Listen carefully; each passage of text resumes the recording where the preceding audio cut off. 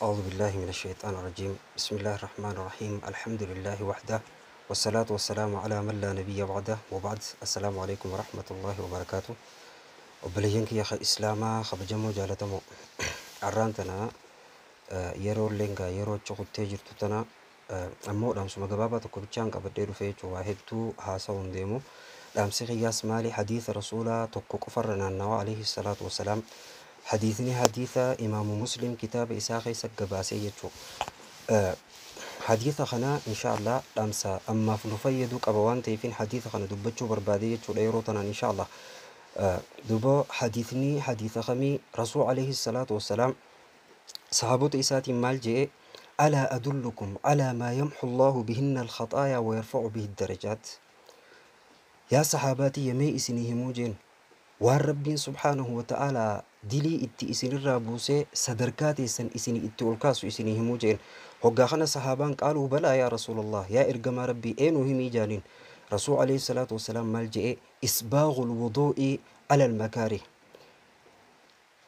وكثرة الخطى إلى المساجد وانتظار الصلاة بعد الصلاة فذلكم الرباط.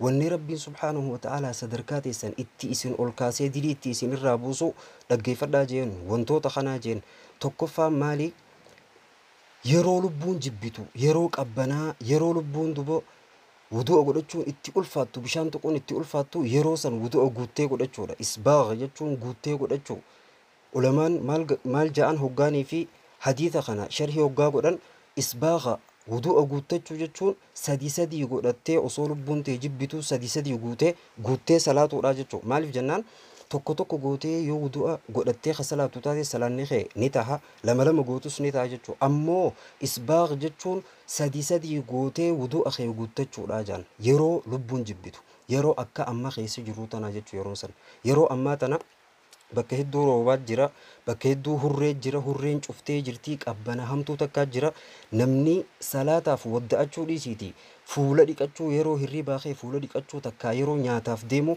harka dhiqachuun yeroo namatti ulfaattuu jira jechuudha. Keessaafuu dhiyoota nafaa qabbana hamtuu takkaa jira jechuudha. Guyyoota eega iida boodaa kana jechuudha. Iida arafaa booda hedduu ammaattee jirti jechuudha.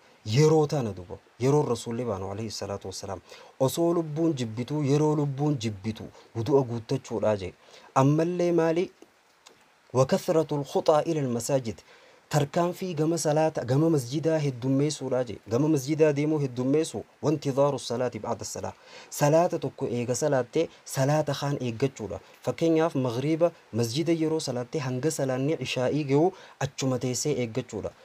asri yeroo salaatte hanga salaanni maghriba ga'u achuma teessee eeggachuudha jechuudha. Eenyu dandaatan yeroo ammaa keessatti hedduu jabduudha jechuudha. wantoota kanaatiitu sadarkaa ta'e akkaan si ol kaasa dilii akkaan sirraa buusaa je rasuul alayhi salaatu wassalaam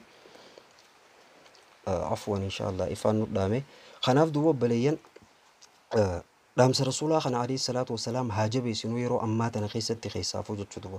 Yeroo ammaa tana keessatti keessaafuu osoo fayyaa qabnu qabbanuma jibbaadhaaf jecha hirriba mi'a hirribaa if dura muruu jibbuudhaaf jecha gidaara dhoynee akkan salaanne duuba baleeyyan gidaara dhoynee akkan salaanne yeroo itti rabbi irraa waa booji'atanii yeroo tana keessa wudu'a heddummeessuudhaan rabbii keenyarraa haa booji'annu dhaamsi kiyya gabaabuma kana nagayaannaaf jiraadhaa insha Allah anaa fi isinis warra waan waliin dhagee kana itti dalagu rabbi nu haa godhu isiniin jechaatiin dhaamsa kiyya isinirraa fi tabaarakallahu fiikum.